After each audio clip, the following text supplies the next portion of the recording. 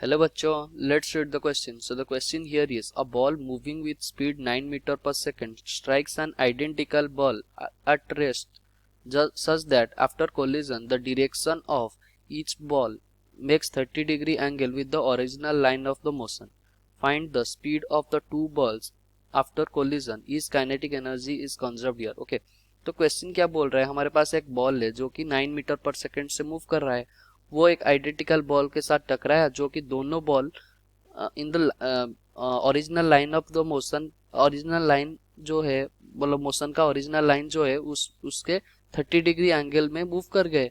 तो हमें बताना है speed of the two ball कितना है और काइनेटिक एनर्जी इधर कंजर्व है या नहीं वो बताना है। So the key concept of question here is conservation of linear momentum. क्या हम करेंगे इधर, conservation of linear momentum. Okay, तो फिगर देख लेते हैं। मान लो ये हमारा एक बॉल है जिसका मास m है और ये कितने में मूव कर रहा है, 9 मीटर पर सेकेंड। ओके, तो यहाँ और एक बॉल जो कि रेस्ट में था। ओके, ये रेस्ट में था और इसका मास भी कितना होगा, m का, क्योंकि आइडेंटिकल बॉल बोला गया है। और ये हमारा मान लो जब ये टकराया होगा तो ये कैसे गया होगा, ये हमारा मान लो ये original line of the motion होगा। ओके, ये original line of the motion होगा और जब ये टकराएगा, ये बॉल जब यहाँ आके टकराया होगा, लो यहाँ टकराया होगा, तो ये कैसे मूव किया होगा, ये ऊपर की तरफ मान लो मूव किया होगा और ये कितने से 30 डिग्री एंगल से मूव किया होगा।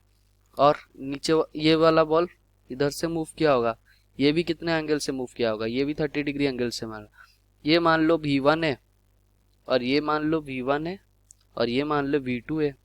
ओके, तो ये हमारा ले लेते हैं x axis, this is x axis and this is y axis. Okay, y axis. तो अगर हम इसको कंजर्व करें तो ये क्या आ जाएगा, V1 साइन थीटा 1।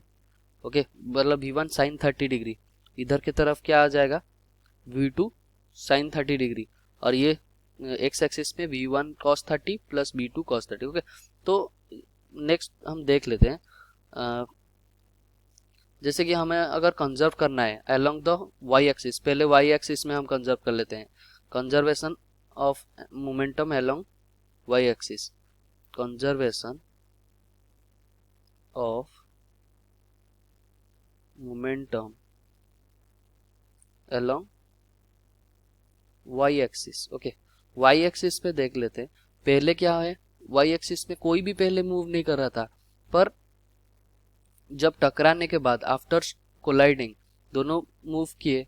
ओके, तो हम क्या लिखेंगे, बिफोर कोलिजन y एक्सिस में मोमेंटम इसका 0, पहले वाला मास का 0, सेकंड वाला मास का भी 0।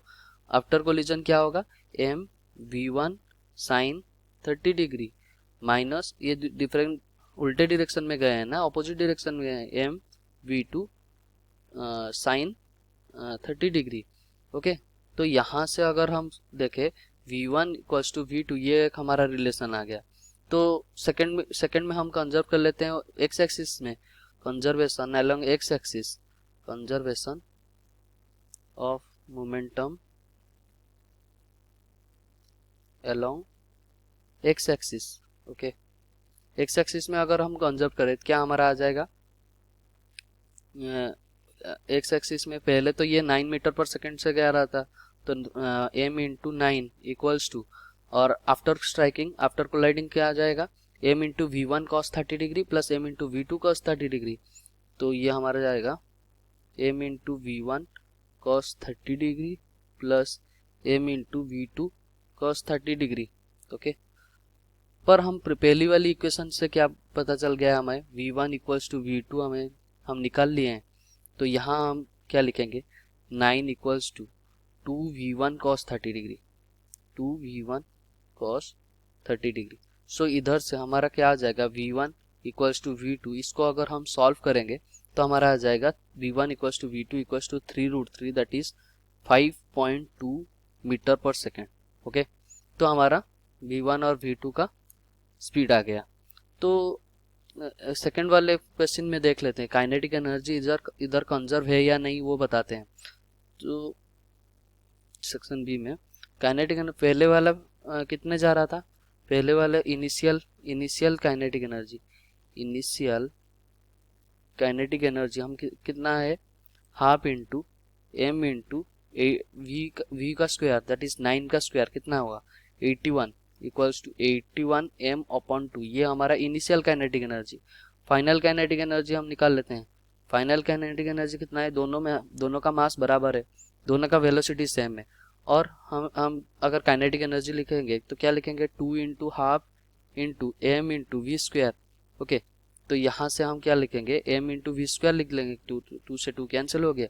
तो एम इंटू वी कितना था, 3√3 का स्क्वायर कितना होगा 27, दैट इज 27 एम जूल। और ये है 81 एम अपॉन 2। ये दोनों देख लो, ये दोनों अलग अलग है। ओके, ये दोनों बराबर नहीं हुए, तो kinetic energy is not conserve. तो हम इधर से क्या लिखेंगे, kinetic energy is not conserved. So this is our answer. Hope you understood well. Best of luck. Thank you.